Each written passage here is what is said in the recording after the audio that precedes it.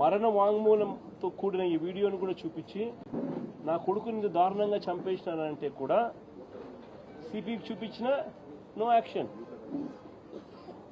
ఎందుకు ప్రొటెక్ట్ చేస్తా ఉన్నారు అంటే క్లియర్ కట్గా రాజధానిలో ఒక రాకెట్ నడుపుతా ఉన్నారు.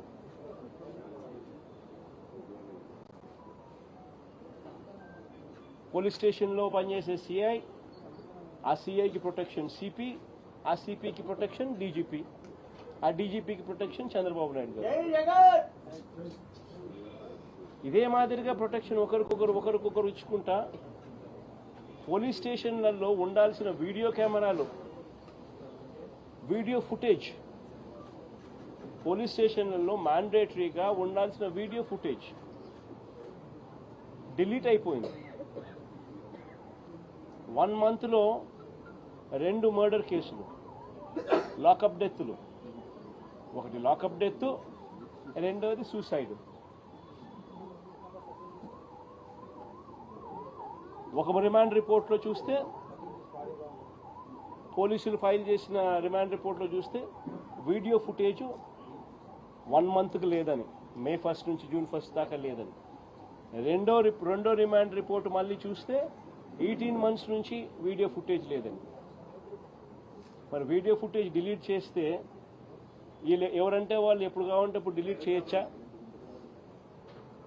ఒకవేళ డిలీట్ చేసే కార్యక్రమమే చేయగలిగితే దానికి బ్యాకప్ ఉండదా? వాళ్ళ బ్యాకప్, వాళ్ళ సెంట్రలైజ్డ్ ఆఫీసెస్లో బ్యాకప్ ఉండదా వీడియో ఫుటేజ్?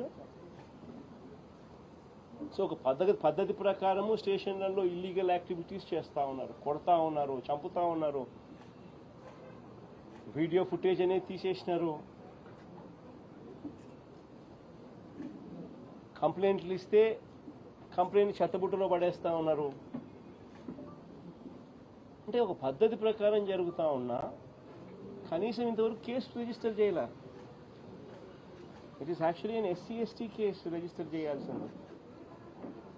మరణ వాంగ్మూలం తాను ఇచ్చింది, కేసు రిజిస్టర్ చేయాల. వాళ్ళ కుటుంబానికి ఏం పరిష్కారం చెప్తా ఉన్నాం? అన్ని రకాలుగా అన్నకు తోడుగా పార్టీ ఖచ్చితంగా నిలబడుతుంది. అన్ని రకాలుగా కూడా ఈ కేసుకు సంబంధించి లీగల్ ఎయిడ్ దగ్గర నుంచి మొదలు పెడితే అన్ని రకాలుగా కూడా తోడుగా ఈ కుటుంబానికి ఉంటాం. ఖచ్చితంగా న్యాయం జరిగే దిశగా కోర్టుల మీద ఖచ్చితంగా ఒత్తిడి కూడా తీసుకొచ్చే కార్యక్రమం కూడా ఖచ్చితంగా చేస్తాం.